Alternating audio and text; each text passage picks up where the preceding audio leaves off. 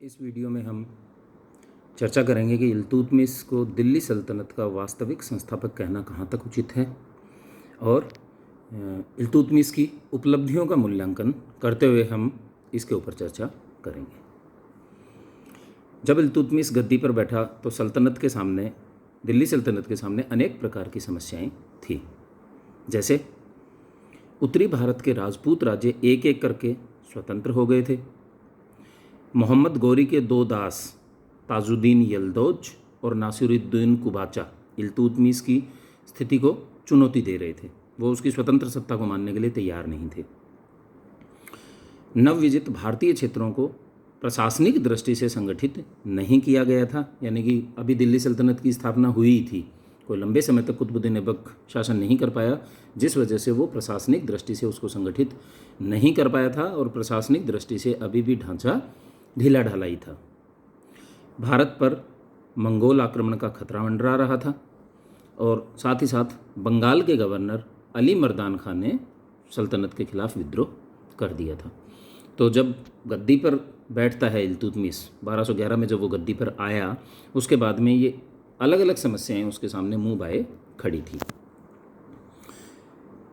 इन समस्याओं को देखकर इल्तुतमिश घबराया नहीं और उसने बड़े धैर्य और साहस के साथ एक एक करके इन समस्याओं को दरकिनार किया, इन समस्याओं के ऊपर विजय पाई और अपनी सत्ता को सुदृढ़ किया। 1215-16 में 12, 15 और 16 में तराइन के युद्ध में इल्तुतमिश ने अपने प्रतिद्वंदी, जिसका जिक्र हम कर चुके हैं, मोहम्मद गौरी के दो दास ताजुद्दीन यल्दौज और नासिरुद्दीन कुबाचा, तो उसमें से 1215-16 में तराइन के युद्ध में उसने अपने प्रतिद्वंदी ताजुद्दीन यल्दौज को पराजित कर दिया और उसे मार डाला। इस तरीके से उसने अपने एक प्रतिद्वंदी को कम कर लिया। 1221 में मंगोल नेता चंगेज़ खां जलालुद्दीन मंगबरनी का पीछा करता हुआ, जलालुद्दीन मंगबरनी ख्वारिज़्म जो राज्य था, ख्वारिज़्म स्टेट का ये युवराज था और यहाँ पे चंगेज़ खान ने हमला किया था, जिसके बाद में ख्वारिज़्म राज्य को तहस नहस कर दिया। तो वहाँ का युवराज जलालुद्दीन मंगबरनी, वहाँ का जो शहजादा था जलालुद्दीन मंगबरनी, वो उसका पीछा करते करते चंगेज़ खान सिंधु नदी तक आ पहुँचा था। अब जलालुद्दीन मंगबरनी ने इल्तुतमिश से शरण मांगी और यहाँ इल्तुतमिश ने अपनी बुद्धिमानी और कूटनीति का परिचय दिया। उसे पता था कि यदि वो जलालुद्दीन मंगबरनी को शरण देता है तो वो चंगेज़ खान के साथ शत्रुता मोल लेगा और इससे दिल्ली सल्तनत के सामने नाहक ही एक बड़ी समस्या आ खड़ी होगी। तो उसने बड़ी बुद्धिमत्ता और कूटनीति का परिचय देते हुए इल्तुतमिश ने जलालुद्दीन मंगबरनी को शरण देने से मना कर दिया और इस प्रकार उसने दिल्ली सल्तनत को चंगेज़ खां के संभावित आक्रमण से बचा लिया। 1228 में जो मोहम्मद गौरी का एक और दास था नासिरुद्दीन कुबाचा, उसे 1228 में नासिरुद्दीन कुबाचा को भी पराजित करके उसे मार डाला। इस प्रकार उसके जो दो सबसे बड़े प्रतिद्वंदी थे 1228 तक आके इल्तुतमिश इन दोनों से अपना पीछा छुड़वा चुका था, यानी एक तरीके से इन दोनों प्रतिद्वंदियों से अपनी सल्तनत को सुरक्षित कर चुका था। सिंधु नदी में उसे डुबोकर मार दिया नासिरुद्दीन कुबाचा को। इसके बाद में उसने सिंध और उच्छ को दिल्ली सल्तनत में मिला लिया। अब इल्तुतमिश ने सैन्य कार्रवाई करके 1226 से लेकर 1232 तक काफ़ी सारे जो छोटे छोटे राज्य थे उनको जीत लिया। 1226 से 32 तक सैन्य कार्रवाई करके उसने रणथंबोर, बयाना, अजमेर, मंडोर, नागौर, जालोर, ग्वालियर, ये आदि जो छोटे छोटे राजपूत राज्य थे, इनको जीत कर दिल्ली सल्तनत में पुनः मिला लिया। वो जो कुतुबुद्दीन ऐबक की मृत्यु के पश्चात जो अव्यवस्था फैली कुछ समय के लिए, उसका लाभ उठाकर ये राजपूत राज्य स्वतंत्र हो गए थे। इन राजपूत राज्यों को पुनः उसने अपनी सल्तनत में मिला लिया। 1230-31 में इल्तुतमिश ने बल्का खलजी को पराजित करके बंगाल को भी दिल्ली सल्तनत में मिला लिया। 1234 में इल्तुतमिश ने मालवा पर आक्रमण किया और भिलसा को लूटा। अब थोड़ा सा प्रशासनिक दृष्टि से इल्तुतमिश ने जो कार्य किए, प्रशासन में जो सुधार किए जिसकी वजह से दिल्ली सल्तनत को सुदृढ़ता मिली, उसके ऊपर हम चर्चा करेंगे।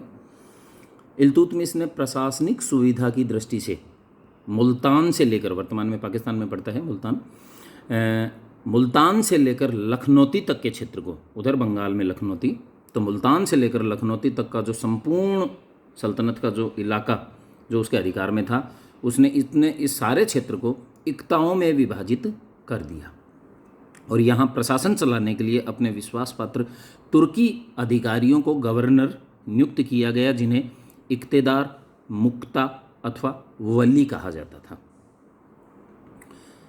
गंगा यमुना दोआब जो क्षेत्र है, दोआब यानी कि गंगा यमुना के बीच का जो क्षेत्र है, गंगा यमुना दोआब क्षेत्र में प्रशासन को सुदृढ़ता प्रदान करने के लिए इल्तुतमिश ने 2000 शमसी सरदारों को जागीरें प्रदान की।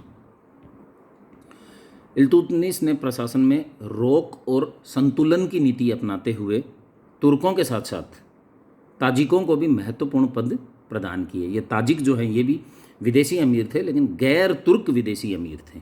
तो केवल और केवल तुर्कों को ही बढ़ावा उसने नहीं दिया, क्योंकि उनसे एकाधिकार स्थापित होने से इल्तुतमिश की सत्ता को चुनौती मिलती, तो उसने प्रशासन में रोक और संतुलन की नीति यानी कि बराबर दोनों को बढ़ावा दिया। तुर्कों को साथ साथ ताजिकों को भी महत्वपूर्ण पद दिया, जिससे कि कोई भी एक वर्ग ज़्यादा शक्तिशाली न होकर इल्तुतमिश की सत्ता को चुनौती न दे सके।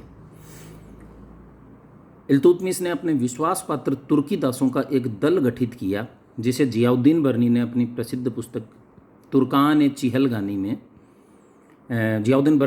अपनी प्रसिद्ध पुस्तक तारीख़ फ़िरोज़शाही में तुर्कान चिहलगानी कहा है। तो जो दल गठित किया इल्तुतमिश ने, उसको जियाउद्दीन बर्नी ने संज्ञा दी है तुर्कान चिहलगानी।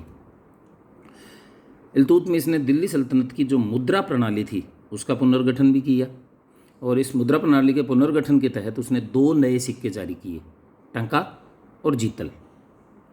टंका चांदी का सिक्का था और इसका वजन होता था 175 ग्रेन, और जीतल तांबे का सिक्का होता था, और एक टंके में होते थे 48 जीतल। प्रसिद्ध मुद्रा विशेषज्ञ नेल्सन राइट ने इल्तुतमिश की मुद्रा प्रणाली की बड़ी प्रशंसा की है। एक जो महत्वपूर्ण कार्य इल्तुतमिश के द्वारा अपने प्रशासनिक संगठन के अंतर्गत किया गया वो ये था कि इल्तुतमिश ने 1229 में बगदाद के तत्कालीन जो खलीफा था अल मुस्तसिर बिल्लाह, उससे मान्यता पत्र प्राप्त किया, यानी कि उससे सनद प्राप्त की। इससे इल्तुतमिश के पद को वैधानिक मान्यता प्राप्त हो गई। अपने ग्वालियर अभियान के बाद इल्तुतमिश ने 1232 में अपनी पुत्री रजिया को, यहाँ महत्वपूर्ण यह है कि अपने पुत्रों के होते हुए भी, अपने बेटों के होते हुए भी अपनी बेटी को चूँकि वो अधिक योग्य समझता था, इसलिए अपनी पुत्री रजिया को अपना उत्तराधिकारी मनोनीत किया, और ऐसा करके वो अपनी मृत्यु के पश्चात जो उत्तराधिकार के लिए उसके पुत्रों के बीच में जो संघर्ष होता उसको वो टालना चाहता था।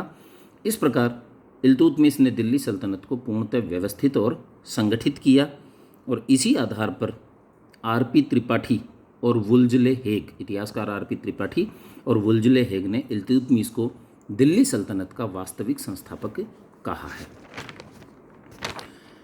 अब अगर हम जो चर्चाएं हमने उपलब्धियों को लेकर इल्तुतमिश की हैं, उन चर्चाओं का थोड़ा सा उन उपलब्धियों पर अगर हम थोड़ा सा दृष्टिपात करें तो हम पाते हैं कि इल्तुतमिश की जो उपलब्धियां हैं उसकी कुछ सीमाएं भी थी। जैसे इल्तुतमिश के द्वारा जो प्रशासनिक सुधार जो किए गए ये तदर्थ प्रबंधन सिद्ध हुए। एक, जैसा पहले बता चुका हूँ कि इल्तुतमिश ने अपने विश्वास पात्र तुर्की दासों का एक दल गठित किया था, जिसे जियाउद्दीन बर्नी ने अपनी प्रसिद्ध पुस्तक तारीख़ फ़िरोज़शाही में तुर्कान चिहलगानी की संज्ञा से संबोधित किया है। तो वो तुर्कान चिहलगानी निहित स्वार्थ के रूप में विकसित हो गया, और इसने राजतंत्र की संस्था को ही कमज़ोर कर दिया। यानी रजिया के बाद में एक के बाद एक काफ़ी सारे सुल्तान, ये तुर्कान चिहलगानी जो है इतना शक्तिशाली हो गया था, और धीरे धीरे एक निहित स्वार्थ के रूप में ये विकसित हो गया ये संगठन, और इसने राजतंत्र की संस्था को ही कमज़ोर कर दिया। इल्तुतमिश के उत्तराधिकारी तुर्कान चिहलगानी के हाथों की कठपुतली बन गए थे। तो ये भी एक कमी उसके प्रशासन में हमें दिखाई देती है।